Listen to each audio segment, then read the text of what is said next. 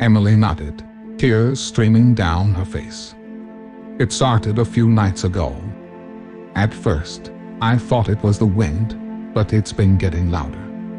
The whispers grew more insistent, filling the room with a cacophony of unintelligible voices.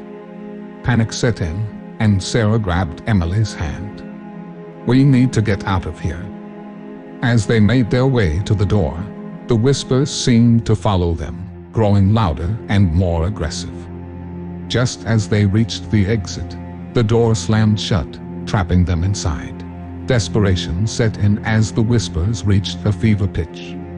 Sarah felt a cold hand brush against her arm and spun around, but there was no one there. "What do you want?"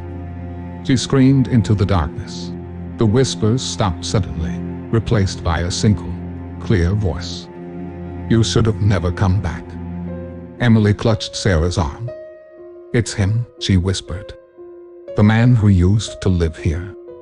They say he went mad and disappeared into the woods." Suddenly, the room grew cold, and a shadowy figure appeared at the far end.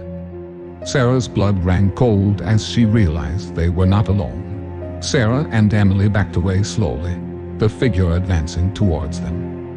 The air grew thick with the stench of decay, and the whispers began again, now louder and more menacing.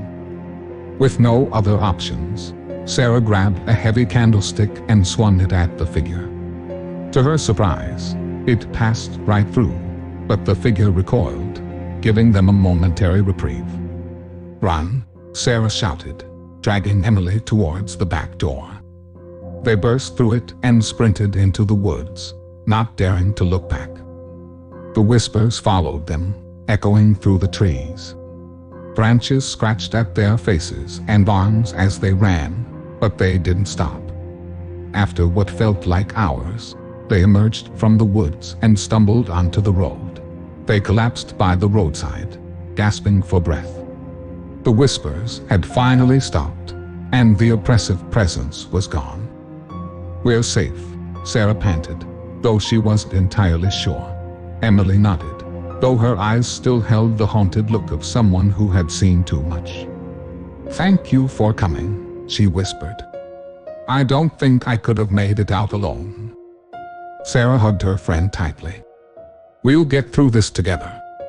As they sat there, waiting for dawn, the woods behind them remained silent, as if the terror of the night had never happened.